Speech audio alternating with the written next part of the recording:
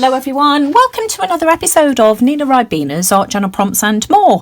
It's November week 3 and so time for me to do my artist trading card for the 2020 calendar I'm putting together for next year. So this is just a regular piece of 300 GSM cardstock. It measures 3.5 by 2.5 inches and I'm going to use some acrylic modelling paste. This is just one, it's an unbranded one that I picked up from the scrap store. In fact, I think this is probably, I don't know, maybe a Windsor & Newton one that had some kind of fault with the packaging. Now I'm going to use this linen stencil here. I'm pretty sure this is called linen. I think this is a Creative Expression one. I can't find the packaging, but I know that Tim Holtz does one that's fairly similar. So if you're looking for something like this, then you know you might be able to find one. And I'm just going to scrape some of the modelling paste through the stencil onto the artist trading card. Use a lot because we are going to scrape it away, and it's best to use too much than not enough. So we'll just scrape that off. And then let's just have some of that because I don't want to waste it. I'm just putting the excess back into the tub, and then I'm just going to peel that off like that. Put the lid back on my modelling paste, and then I'm just going to lift that up, and I've got another piece of paper underneath here because I am now going to apply some of the baked texture. This is Patina Oxide. This is one of the Seth Apter embossing powders, and I'm just going to sprinkle some all over that modelling paste. Again, you know, use a lot because we can just tip any of the excess straight back into the jar. Tip off the excess like this, tap it on the back, and then I'm just going to pour the excess back in, and then I'm just going to heat set that with my heat tool. So there we go, we can move that out of the way, put the lid back on because I don't want to spill it, and I'm just going to heat set this with my heat tool, and again I'll put this onto silent to spare your ears.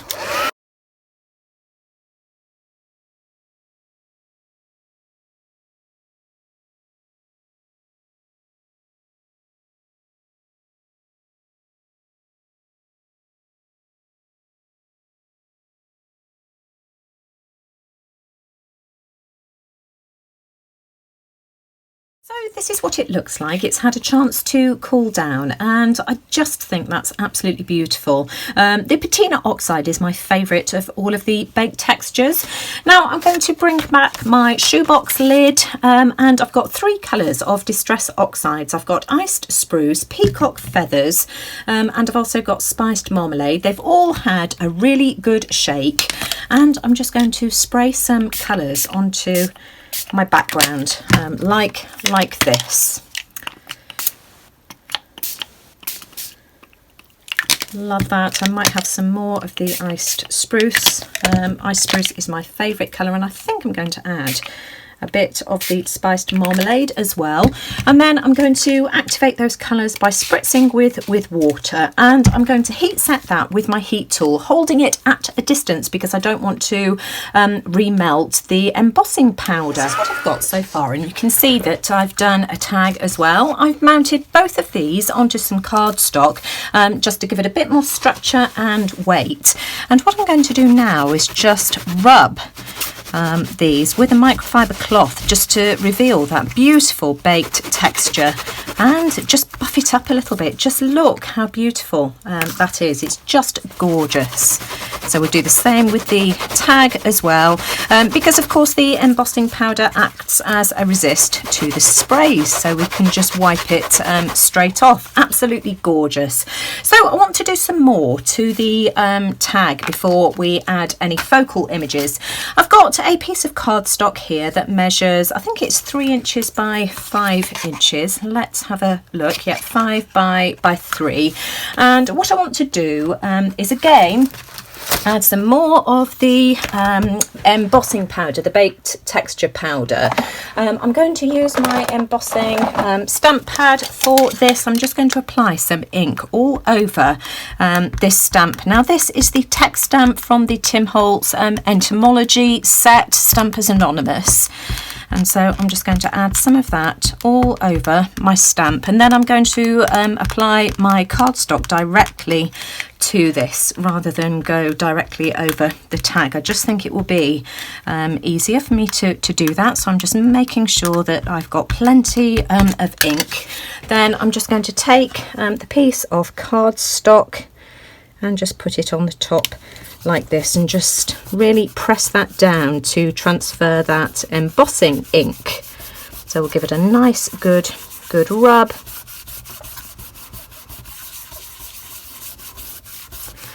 Make sure we've got plenty of that ink on the cardstock. There we go. Pull that off nice and neatly so that we don't smudge the image. And then I'm just going to grab another piece of clean paper and just apply some of the baked texture. If I can find it, where's it gone? Oh, here we go. We'll apply some of the baked texture. And then again, I can heat set that with my heat tool. Tap off any of the excess. Heat set that with my heat tool, and it's had a chance to cool down, so it's ready for me to work on. And I'm going to apply some frayed burlap using one of these ink blending brushes, and I'm going to start off at the outside and work my way in.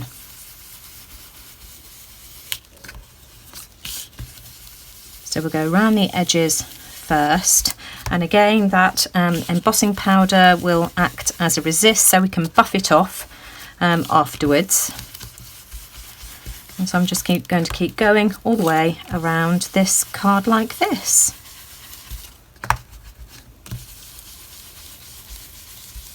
Apply some in the centre as well, and then I'm just going to darken it at the edges. Now I'd like that to be a bit darker still, so I'm just going to add a bit of vintage photo just to the very edges. There we go, that's perfect.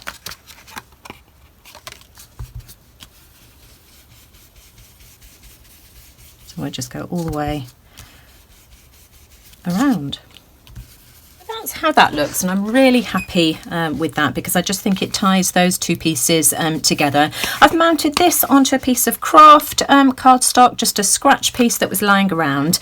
Now I'm going to use my scissors just to distress the edges, and I'm going to do this over my bin, and I'm just going to go over the side like this, as I say, just to distress the edges. So I've grunged the edges, and I'm just going to go around the outside with the distress ink pad as well. This is the darker colour, which is frayed. No, it's not. It's the lighter colour, frayed burlap. But of course, it looks darker where I've scraped my edges. So I'm just going to go all the way around just to frame it. I've decided I'm going to add a touch of luxury. I've got this Decocolor marker pen here, and I'm just going to go around the outsides with this as well. Oh, just look how yummy that is. Isn't that gorgeous? And I think I'm going to do exactly the same with the artist trading card and the tag as well. So let me just show you. So I'm just going to go around the outsides of, whoops-a-daisy, of this as well. I'll do it off camera because it's just really easy to slip, as you just saw, and end up with a line in the centre of your page.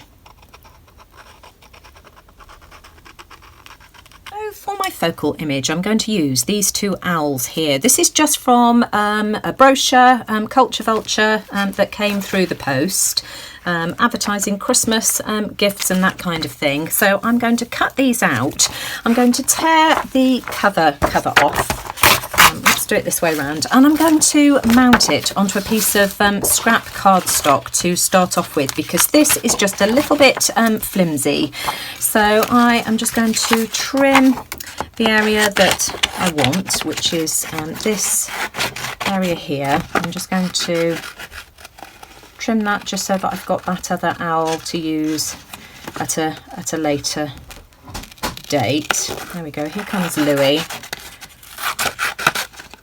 And as I say, I'm just going to stick this down to this piece of cardstock here. This is just recycled cardstock from the scrap store. And then I can fussy cut these out. So I'm just going to glue these on just with regular glue stick. My images are cut out and I just want to use some archival ink just to frame them, just to make them stand out more on the background. So we'll just go round it like this. It'll also get rid of that white edge from the cardstock as well. I'm pretty much done with these. I just love the simplicity of them. I do, however, just want to add a tiny bit of treasure gold. I've got some of the sparkle showing through from the Patina Oxide, but I just think it needs just a touch of something else. So we'll just add a tiny bit of treasure gold around the edges. I think that's probably enough. And that's just given it just a little bit more interest. I really like how that looks. And then I've just printed off Be Wise just on my Brother label maker. So I am just going to pop that on. I think something like that. I might need to attach that to a piece of cardstock first. I'm going to do exactly the same thing with this one as well, just around the edges, just again, just to add a bit more interest and detail. I just think it'll finish it off nicely, and you know how much I love my treasure gold. That's better. That's just lifted it, I think. And then I need to add a hole as well. I've got my crocodile. I want the large hole punch. And I think I'm going to paint the back of both the tag and the artist trading card in gold paint. Let's eyeball that. I need to find some threads as well just to go through my tag. I'm just going to glue this on with just a little bit of Fabri-Tac because it won't warp the cardstock and it's nice and strong and it will hold on this textured background. Well, at least I hope it will. Anyway, I know it will. So we'll just add a bit of glue there like that.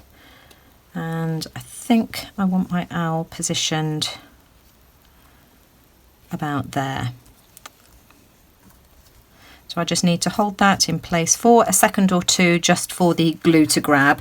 And then I've got my Be Wise quote, which I've just mounted on a piece of black cardstock because I just don't think the label would have adhered if I hadn't have done that, just because of the heavily textured background. So again, just another bead of Fabri-Tac, and I think I'm just going to have that there like so. So that's the artist trading card, and I'm just going to pop something down on that. There we go. Black gesso will do just to hold that in place. And I'm going to do exactly the same thing with the tag again, just using a bead of Fabri-Tac, if I can get it to come out of the bottle, that is, all around the edge. You don't need much of this stuff. It's very, very strong.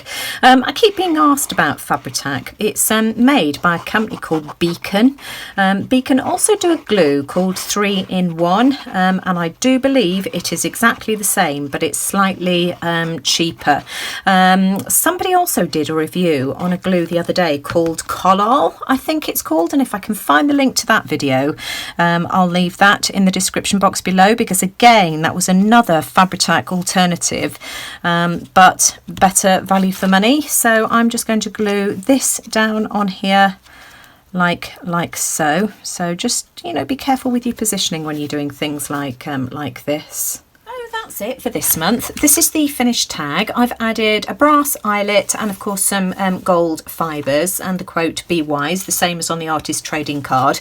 I've also painted both of them in gold, so I just always like to finish off the backs of my projects. I don't know, they don't seem finished otherwise, so I really like that. I just love the baked texture powder, and the Patina Oxide, as I said, is definitely my favourite, but I just think that the treasure gold has added something really special to this as well.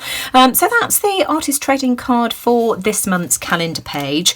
Now, of course, this is the frame. Let me just check that I'm in camera. This is the frame that I'm going to be displaying my artist trading cards on.